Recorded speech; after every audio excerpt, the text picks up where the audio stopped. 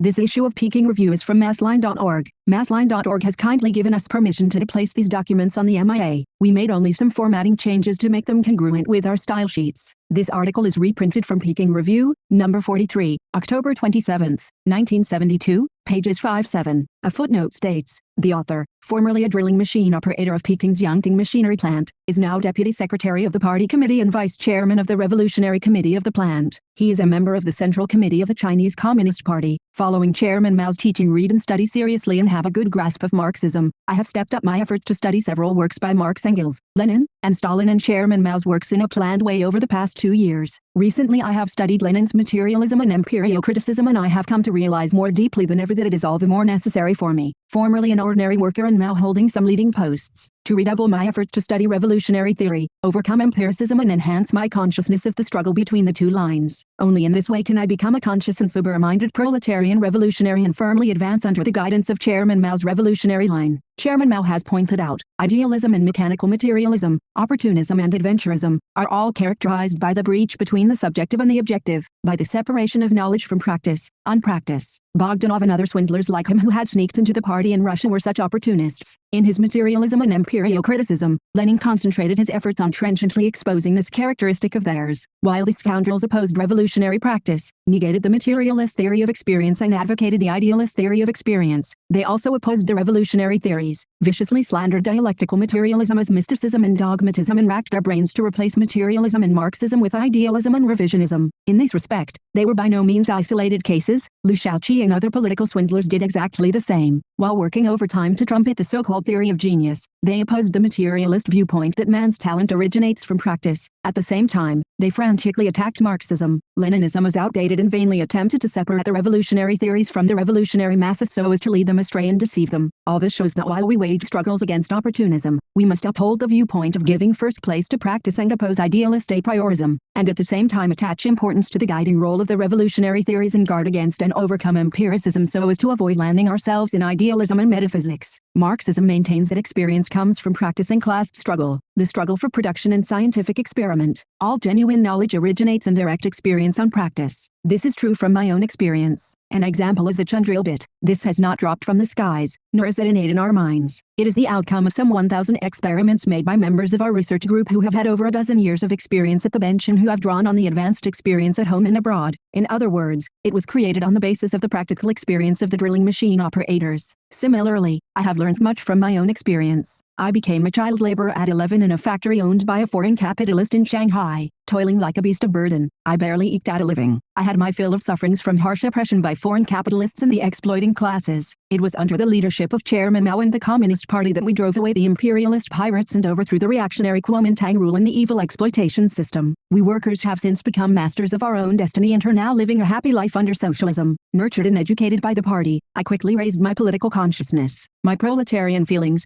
deep hatred of capitalism and ardent love for socialism, are not inborn but are the result of my personal experience. Prolonged practice in class struggle and the struggle for production has enabled me to realize that direct experience is very valuable because it is first in order in the process of cognition. Without direct experience, our knowledge would be like trees without roots and water without a source. In order to correctly know and transform the world, we revolutionaries must respect practice and experience. In opposing the materialist line with regard to knowledge, all idealists invariably do all they can to negate the objective reality of the contents of experience. In order to disguise themselves and deceive others, they often resort to the old trick of holding up the banner of experience but actually interpreting experience from an idealist point of view. This was exactly what Bogdanov and his ilk did. They babbled that experience and consciousness were identical concepts, the psychical and the sum total of sensations, and so on and so forth, that they did not originate in practice and had no objective contents, but came of themselves subjectively. So in appearance they were talking about experience, but in reality their distortions and adulterations had turned experience into something idealistic. Lenin incisively exposed and criticized the trick of playing with the concept of experience when he pointed out that there is no doubt that both the materialist and idealist lines in philosophy may be concealed beneath the word experience. Materialism aid empiricism. It can thus be seen that adherence to the objective reality of the contents of experience is the prerequisite for upholding the materialist line on cognition. Can we automatically do our work according to the materialist line on cognition when we have direct experience? No. We would commit mistakes of empiricism if we regard direct experience as something absolute and rigid, using partial experience as an unalterable formula and applying it everywhere, using old experience to look at new things which have developed and changed, or overrating our partial experience and underrating or even denying the correct experience of others in the masses. And the result would be that we still could not make a clean break with the idealist theory of experience advertised by Bogdanov in his Like, and would consciously or unconsciously sink into the quagmire of idealism. All things in the world are interconnected and at the same time different from one another. In practice, we should not only pay attention to the general character of things. More important, we should pay attention to the individual character of everything, that is, the particular contradiction it contains which distinguishes it from other things, so as to take appropriate measures to solve the contradiction accordingly. This is what we mean by using the right key to open the lock. Likewise, we cannot use one prescription to cure all diseases. As to experiences gained from one thing, some may be applicable to other things, others may be partly applicable and still others may be completely inapplicable. To neglect the particularity of contradictions and mechanically apply old experience is empiricism. For instance, I used 2 boreholes on steel, so I was quite familiar with the characteristics of processing all types of steel, but did not know much about the properties of cast iron and copper. Once when I was asked to process such metals, I took for granted that they were more or less the same as steel, so I worked in the same way as I processed steel parts. As a result, the first drill bit got burnt in no time and the second one was broken before it had bored deep. What was the reason? It was simply because I one-sidedly stuck to the old experience I had gained in drilling steel and regarded partial experience as something absolute. Since I took no notice of the specific properties of cast iron and copper and did not use different methods to resolve qualitatively different contradictions,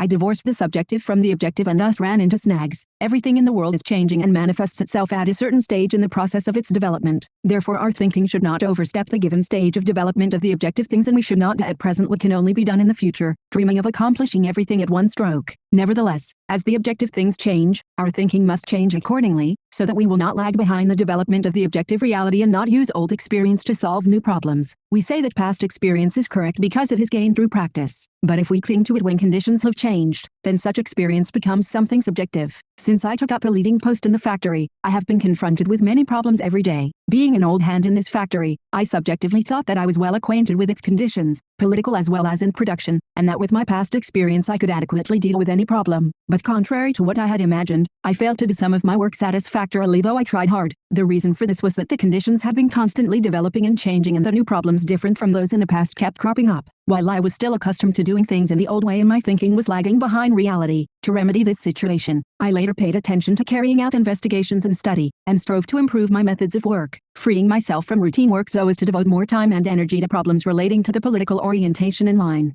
In this way, I gained greater initiative in my work. The realm of practical activity is extremely wide, but the scope of an individual's practice is always limited. While we attach importance to direct experience gained from personal practice, we should also treasure the creations of the masses, be good at making investigations and study, and learn with an open mind from other people's experience. Only thus can we do our work well. Recalling how the Chundrill bit was invented and innovated, I came to a deep understanding that practice by the masses is a veritable sea of wisdom. It was only after we had conscientiously studied and investigated the masses' inventions and innovations in drilling and absorbed nourishment from their rich experiences that we were able to make the 5 comparatively big changes on the Chundrill bit. One cannot have direct experience in everything. Actually, most knowledge comes from indirect experience. If anyone believes only in himself and sets his personal experience against the masses and direct experience against indirect, he will also commit empiricist errors. Chairman Mao has said, "It is also necessary to learn with an open mind from other people's experience, and it is sheer narrow empiricism to insist on one's own personal experience in all matters, and, in its absence, to adhere stubbornly to one's own opinions and reject other people's experience." Problems of strategy in China's Revolutionary War. In order to push the revisionist political lines, all opportunists, from Bogdanov in Russia to political swindlers like Liu Shaoqi in China, always frenziedly opposed materialism and advocated idealism. Empiricism is a manifestation of subjectivism and formalism. Ideologically, it runs counter to the fundamental principles of dialectical materialism and historical materialism. This is the ideological root cause why empiricists often blindly follow left or right opportunists. Following the victory of Marxism in theory, revisionists resort more and more to rumors and sophistry to deceive the people. As Lenin said, an ever subtler falsification of Marxism, an ever subtler presentation of anti-materialist doctrines under the guise of Marxism. This is the characteristic feature of modern revisionism in political economy, in questions of tactics and in philosophy generally, equally in epistemology and in sociology, materialism and empirio-criticism. Under these circumstances,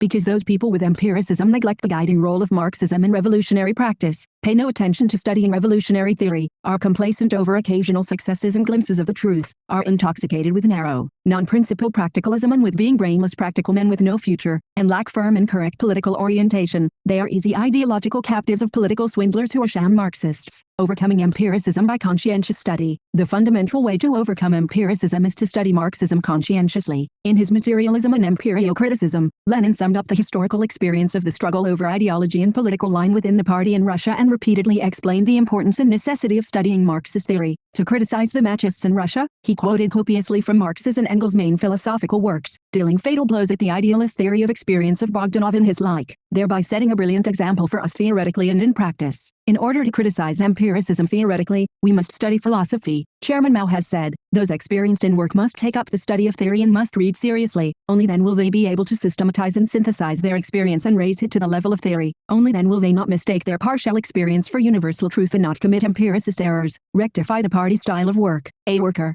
cadre like me has deep class sentiments for the party and Chairman Mao as well as experience in my work. But simple class sentiments cannot replace consciousness in the struggle between the two lines and pure practical experience cannot replace Marxism-Leninism. If I should overlook the importance of studying Marxism-Leninism outside in thought, which is a summing up of the experience of the World Revolution and the Chinese Revolution, I cannot avoid committing empiricist errors. Although direct experience gained from practice reflects certain reality of the objective world, it is only perceptual knowledge and the reflection is superficial, partial and incomplete. Without comparatively complete knowledge it is impossible to do revolutionary work well. Rectify the party style of work. To transform incomplete knowledge into comparatively complete knowledge, it is necessary to conscientiously study revolutionary theory, use the Marxist-Leninist standpoint, view and method to sum up one's direct experience, especially the experience in class struggle and the struggle between the two lines, and to make a leap from perceptual to rational knowledge through reconstruction, discarding the dross and selecting the essential, eliminating the false and retaining the true, proceeding from the one to the other and from the outside to the inside. In this process, the correct standpoint, view and method are especially important. A leap in cognition cannot be realized without the Marxist standpoint, view and method. If one looks at things from the empiricist viewpoint, he will not be able to distinguish the dross from the essential, but will reverse falsehood and truth. And of course he cannot correctly learn from the experience, both positive and negative, in class struggle and the struggle between the two lines. It is only by studying conscientiously to gradually grasp the viewpoints of dialectical materialism and historical materialism that one can know the essence of things in a deep and comprehensive way,